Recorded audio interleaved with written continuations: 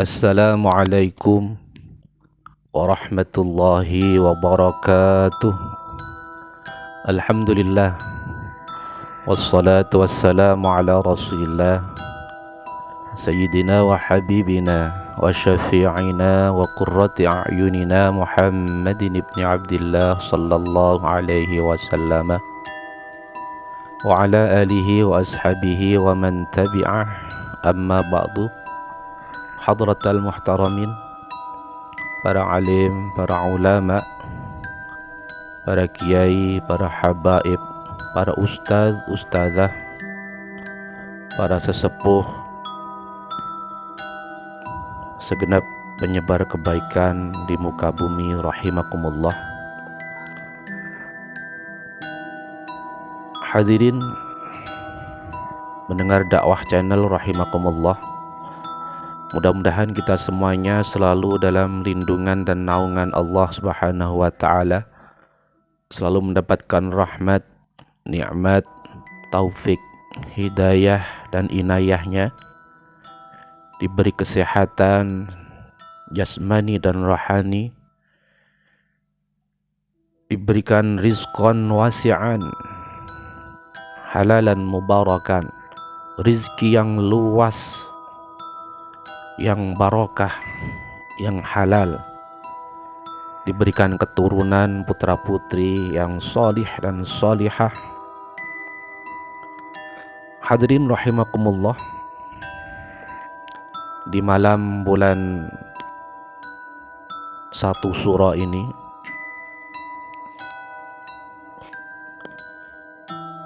banyak hal-hal yang terjadi, hal-hal yang luar biasa di dalam agama Islam, dari mulai diterimanya taubat Nabi Adam alaihi salam, terselamatkannya Nabi Ibrahim dari api yang dibakar oleh Raja Namrud,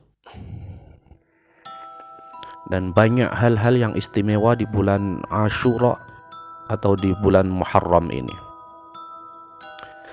Begitu juga di tradisi orang Jawa juga sangat mengagungkan, menganggap sakral bulan Asyura. Maka dari itu orang-orang Jawa, tradisi Jawa, tidak berani mengotori bulan-bulan yang dianggap suci, dianggap sakral, dianggap agung itu. Bahkan orang-orang Jawa tidak berani untuk mengadakan acara-acara di bulan Asyura. Hadirin mustami'in mustami'at rahimakumullah, begitu juga di bulan Asyura ini adat atau tradisi orang Jawa selalu mengadakan bersih desa, yaitu sebagai ungkapan rasa syukur, berdoa kepada Allah Subhanahu wa taala agar supaya desanya dijauhkan atau dibersihkan dari hal-hal yang negatif, agar supaya ketika ditempati oleh masyarakat terasa nyaman, guyup, rukun, ayem, tentrem, loh jinawi, gemakrifah, dan sebagainya. Hadirin mustami'in rahimakumullah, tidak hanya orang Islam, orang Jawa, bahkan orang-orang yang beragama lain pun juga menganggap bahwa bulan Asyura adalah bulan yang agung. Jadi tradisi bulan Syura ini adalah wujud implementasi kerukunan umat. Jadi Indonesia ini memiliki berbagai budaya dan berbagai jenis tradisi yang beraneka macam warna.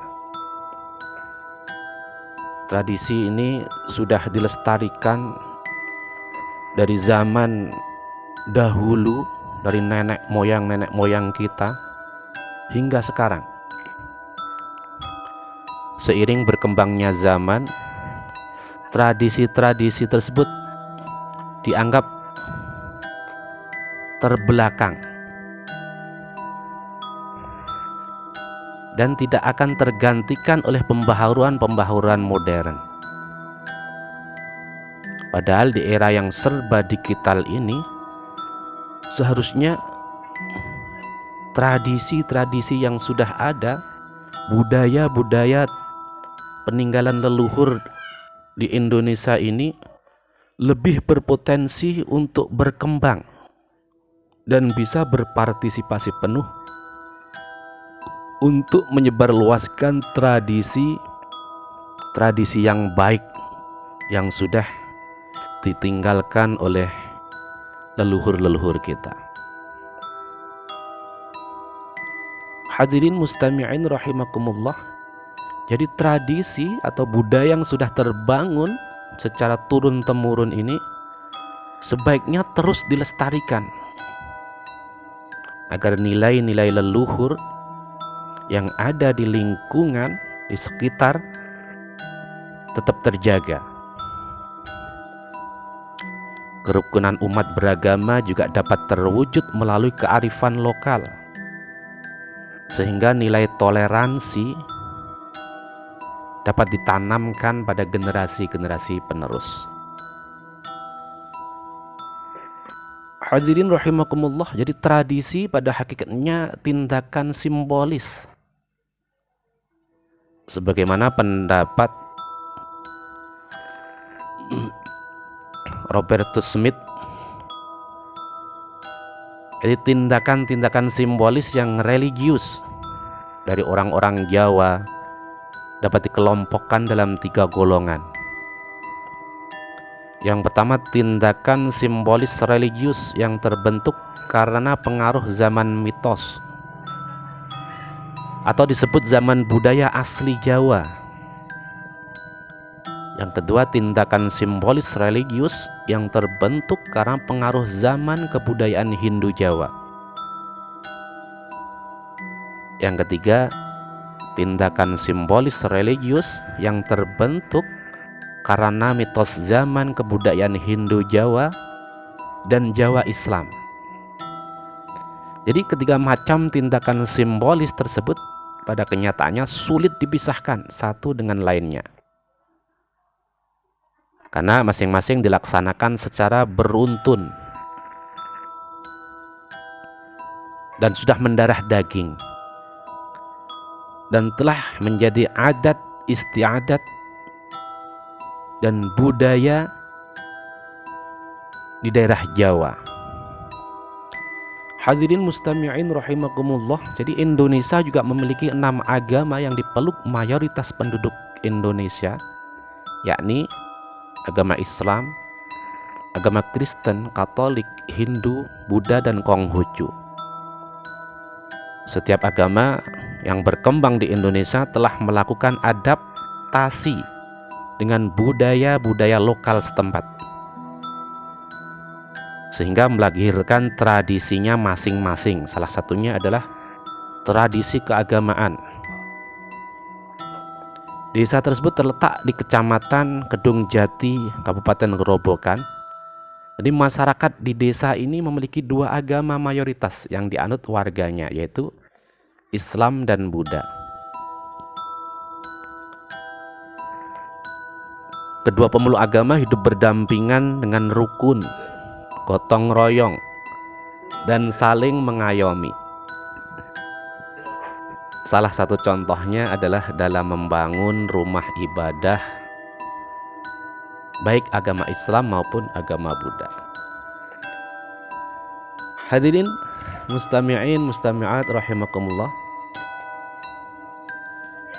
hal ini sudah berlangsung turun-temurun dan masih berjalan hingga saat ini.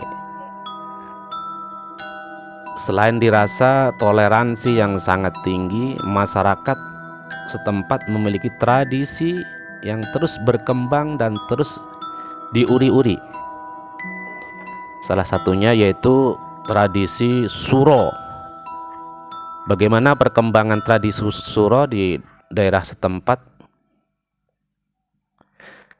Jadi tradisi suro adalah tradisi turun-temurun masyarakat suku Jawa yang masih berpegang pada tradisi para leluhur.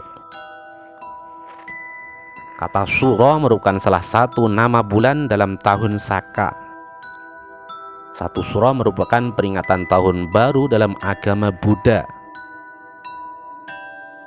Kalau di Islam biasanya satu Muharram, Asyura. Oleh orang Jawa diambil suro, artinya tanggal ke-10.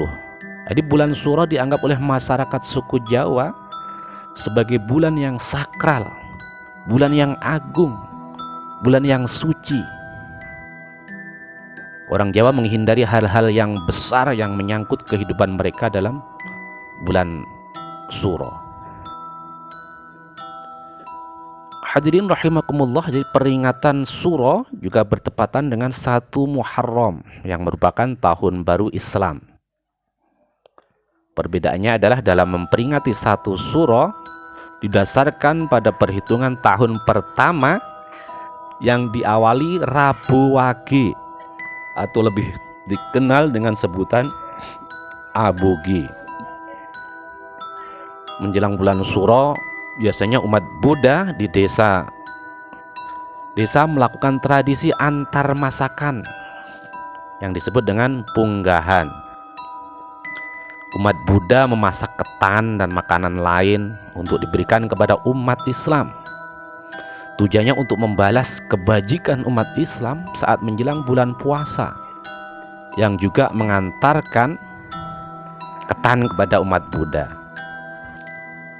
Puncak tradisi punggahan ini adalah pada saat bulan purnama. Mereka melakukan sembahyang di vihara dengan membawa makanan, pasung, apem, pisang, dan tumpeng, dan sebagainya.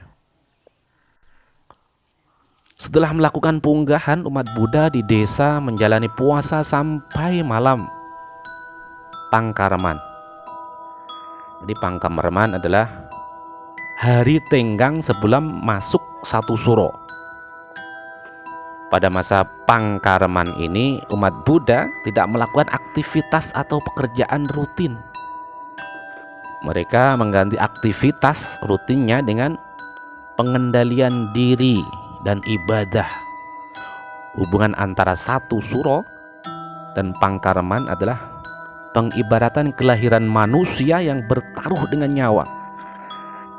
Hal tersebut mengingatkan bahwa manusia akan menghadapi perjuangan hidup dan menjalani kelahiran tahun baru Saka ke depannya.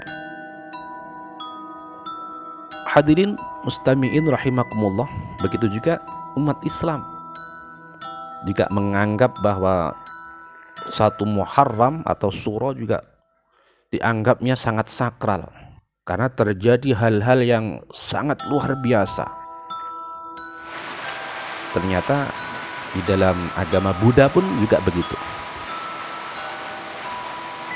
Hadirin rahimakumullah, jadi pada hari 1 suro biasanya umat Buddha mengawalinya dengan ziarah ke makam leluhurnya.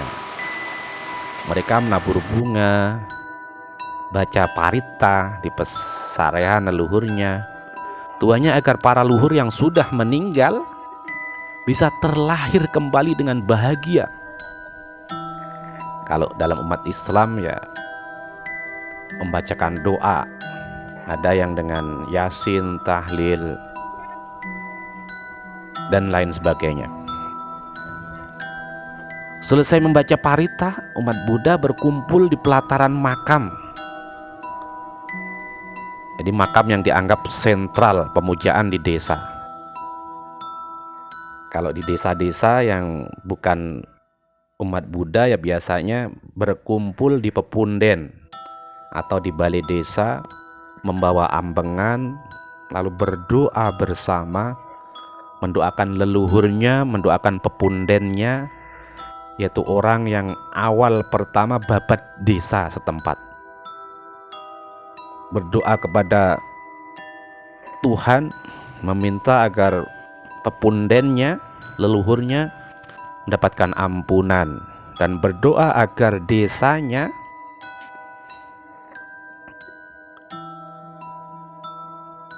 dijadikan desa yang bersih.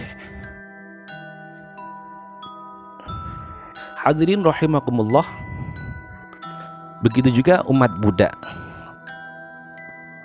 juga menganggap bahwa Suro itu adalah bulan yang sangat agung.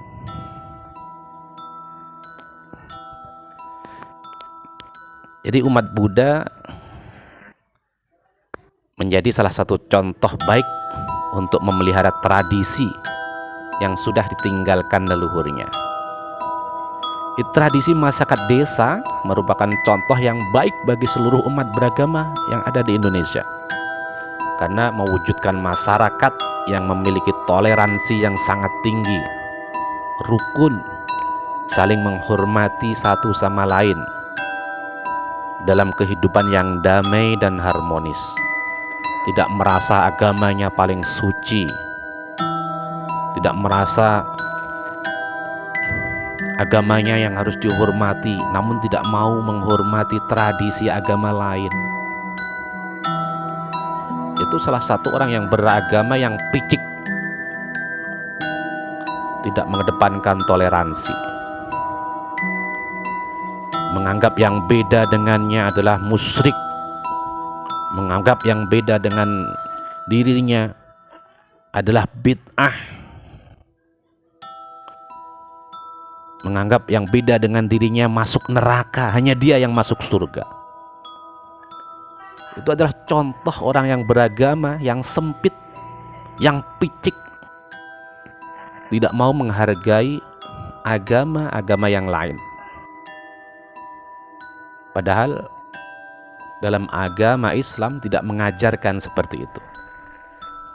Namun disalahkan oleh oknum-oknum yang belum mendalam dalam menguasai keagamaan, namun sudah merasa yang paling punya surga, sehingga tidak bisa menerima agama lain. Hadirin mustami'in rahimakumullah, jadi pada masing-masing agama pasti terdapat sisi perbedaan di dalamnya yang tidak bisa dihindarkan. Akan tetapi perbedaan itu justru dapat menjadi sarana untuk menjadikan kita saling menghormati satu sama lain.